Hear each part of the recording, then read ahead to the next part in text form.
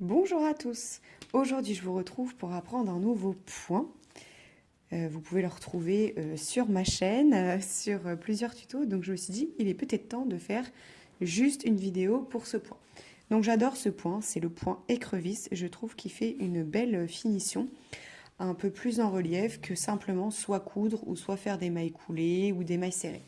Donc, voilà. Donc, le point écrevisse, c'est un point, du coup, qui est fait que de mailles serrées. Donc ça, c'est le devant de l'ouvrage. Et ça, c'est le derrière. Donc voilà. Donc en fait, la particularité de ce point, c'est de faire des mailles serrées, mais dans l'autre sens. Comme vous voyez, là, je n'ai pas fini. Donc d'habitude, on a pour particularité de crocheter de sens-ci. Et là, la particularité, ce sera de crocheter à l'envers. Donc ça va être un petit peu compliqué au début pour le cerveau, parce que quand on est habitué à faire quelque chose, c'est compliqué toujours de revenir dessus. Donc d'habitude, on crochette dans ce sens-là. Et là, nous allons crocheter dans l'autre sens. Donc là, j'ai démarré dans mon coin pour descendre dans ce sens-ci. D'accord? Alors, je vais vous montrer tout de suite comment ça fonctionne. Donc là, j'ai mon fil. Je prends mes deux parties. Hop. Je vais attraper mon fil. Je le passe dedans. Donc forcément, votre fil est un peu croisé en fait. D'accord? Vos deux fils, ils sont un petit peu croisés. Parce que du coup, là, j'ai mon fil qui fait ma boucle. Là, en venant par ici, ça va tendre votre point. Hop. Ensuite, j'attrape mon fil. Je le ressors. Donc là, du coup, le fil que je viens d'attraper est croisé sur la boucle que j'avais déjà.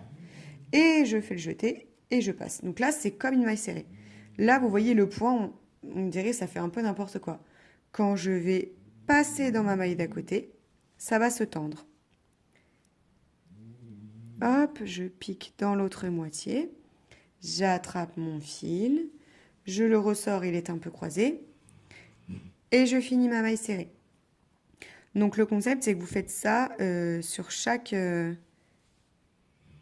maille. Le plus dur, quand même, il y a une petite particularité à ce point, pardon. Alors au début, déjà moi je crochette très très très serré. Donc il faut éviter de crocheter très serré, sinon vous n'arriverez pas à repasser le crochet. Donc il faut se détendre. Donc on passe, hop, on passe de l'autre côté. Et c'est là où en fait vous tirez bien votre fil et vous le passez bien comme ça. Là, vous avez de la place pour repasser. D'accord? Et donc, comme au début, vous avez appris à faire du crochet, il va falloir faire attention à votre tension. Parce que si jamais un coup vous serrez pas, en fait là, vous aurez une bordure un peu difforme.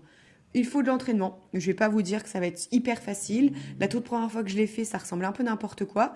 Donc du coup, je me suis entraînée. Après, j'ai redéfait. Et la deuxième fois, du coup, c'était la bonne. Donc voilà. Après, pour tourner, c'est la même chose, hein, vous faites pareil. Là, j'ai pas fait deux mailles dans la même. J'ai tourné parce que vu que le point est allongé, c'est moins dérangeant que si je faisais que des mailles serrées droites. Donc voilà, je vous montre une dernière fois. Je pique dans mes deux côtés. Je prends mon fil, je le ressors. Je passe mon crochet. Et c'est fini. Voilà, donc j'espère que ce petit tuto vous aura bien aidé, que vous aurez appris un point supplémentaire. Et n'hésitez pas à me dire en commentaire avec quel objet vous allez l'utiliser. Sur ma chaîne, vous pouvez retrouver du coup le tuto de cette cloche et aussi le patron du panier de Pâques. J'ai fait toute la bordure du panier avec ce point. Voilà, je vous dis à bientôt pour une nouvelle vidéo. Ciao, ciao!